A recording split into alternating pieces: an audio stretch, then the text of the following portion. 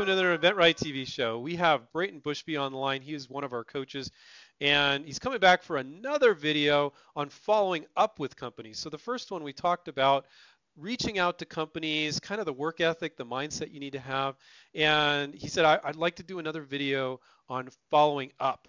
So, I think what this is going to be about, I guess, is setting expectations, Brayton, because people have incorrect expectations about the follow-up.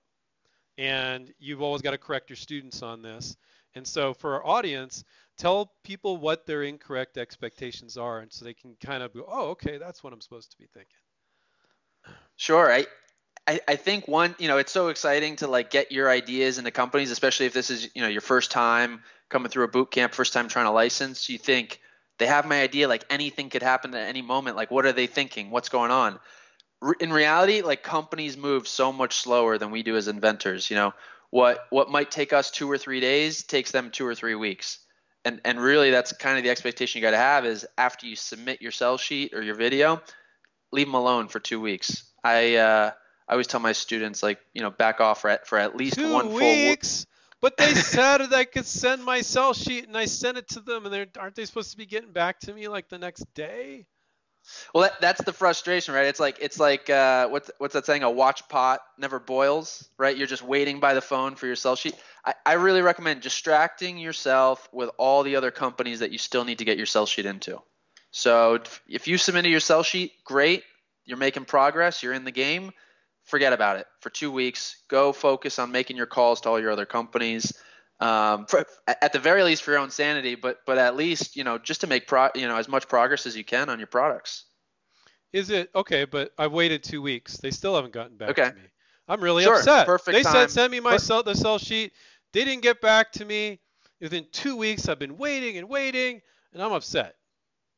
If I was a student, I'm a student. Okay, I said that to you. Right. What would you tell me if you were a coach? And First of all, don't be upset. It's completely normal. The number of follow-ups you have to do, that's our job. When you're an inventor, you become a project manager for these companies where you follow up and you essentially poke them once every 2 weeks and say, hey, remember this product? And it moves your product to the top of the pile. But you can just do it with a really quick email. It's so simple. I actually just copy and paste it to all the different companies I've submitted it to, which is, hi, so-and-so. Are there any questions I can answer on blank product? What are your initial thoughts? And Thanks. You always include the sell sheet again. You don't make them dig for another email with the sell sheet, right? The first time I actually don't include the sell sheet. I reply on the same thread that I already sent it on. But if students want to do that, they can. I know that's it's always good to make it attached, even if you reply so they can see the thread. Yeah, because this guy sent me something. But I like to reattach the sell sheet so they can give it a quick look and they don't have to dig it up somewhere else. Definitely. Sure. Yeah, I think you can do that. I think the important thing, like that's okay to do. I think the important thing is to wait 2 weeks. When you follow up the same week or even just like 5 days later, you start to put yourself in the annoying category. Like those people that are just pushing you, and then people want to kind of distance themselves from you. They're going to stop responding to you. You start to burn the bridge. So, give people respect, give people space, and you have plenty of other calls to make anyways. So it doesn't really make sense. But I don't know if they got it. I don't even know if they got it. It's driving me crazy. They sent it, and I got to wait. I don't know if they didn't even confirm they got it. That's what the follow-up 2 weeks later is for. You can confirm that they got it. No, I can't wait. I mean, look, if you don't want to be perceived as a professional, if you don't want them to take you seriously, follow up 2 days later. They're not going to take you seriously. They'll probably give you a lower royalty rate if you do get a deal. But when you present yourself as a professional who's made a lot of calls and you know what you're doing and you're patient, that's the biggest thing is patience and hard work, they're going to deal with you better. And it sounds funny, but if you're patient with them in the short term, in the long run, things happen a lot faster. Have you found that keeping a student busy with reaching out to the companies they haven't reached out to, ones that it's beyond 2 weeks, reaching back out to them, they can keep themselves busy with plenty of stuff. But Yep. I've found that sometimes what happens is they have one or two that the inventor has, these are my favorites. They get a little obsessed about their favorites. Have you found that with your students sometimes? Yeah, a little bit, and what you guys will see is your favorites are not always the one that takes your products. Right. You don't know what's going on the other side of the phone. Companies have different plans, different projections for the year. You have no way of knowing those. So it really doesn't make sense to put your eggs all in one basket, or even to guess which basket to put your eggs in. Just cast a broad, wide net. Reach out to as many companies that it makes sense for your product.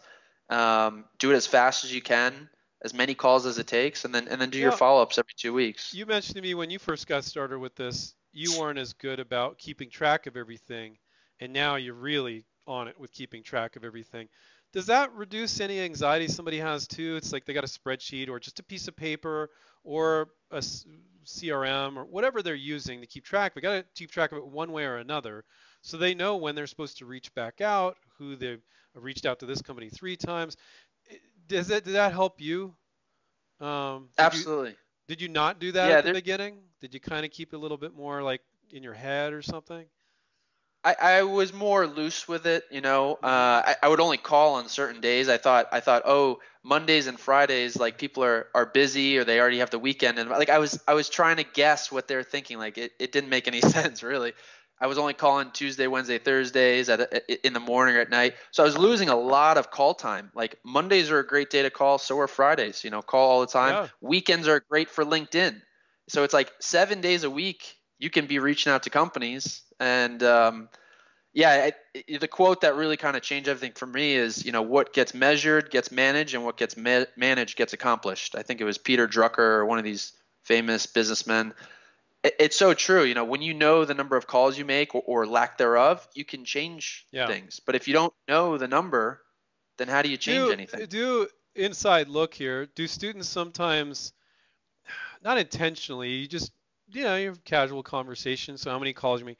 Oh, I made this many calls, and you can kind of tell, like, they're not really pushing it, I'll get that. Students will say, I made a lot of calls, and then I'm like, okay, how many? And then when we break it down to a number, then they're kind of like, well, it was 9. It wasn't that many. So it's like, when that's why it's so important to actually measure things with numbers, because the numbers tell all. And if you give me the numbers, then I can help you move forward.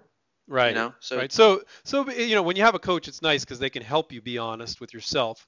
But when for our fans, they might not have a coach.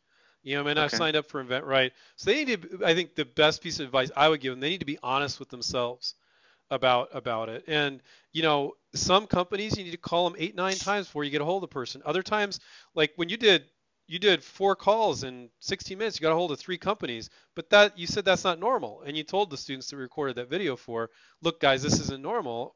I sometimes I could make 12 calls in that time, not get a hold of anybody. Yeah. But they need to write it down. Write it down and be proud of what they did too.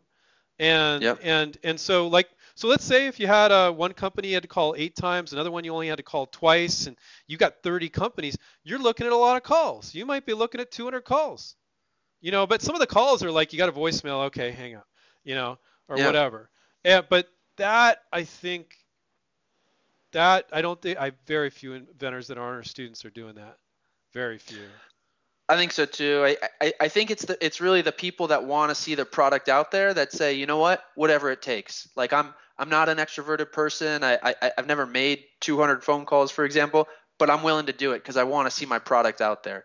And it's the people that are willing to do whatever it takes, even if it's new for them or they're not really excited about it. Those are the success stories you see on Eventbrite. Yep. Social media all the time. Not because of great products, but because of the effort. Not saying your product needs to be a decent product. Don't get me wrong, but product needs to be good. But it's the effort that if you have a great product and no effort, it's not going anywhere. It's not going to get licensed. And so whether you have a good product or a great product, the end result always comes with hard work ethic. Okay. Thank you so much, Brayton. I got to wrap up here. Take care. Keep inventing, everybody. We'll catch up with you next time. See ya. Bye.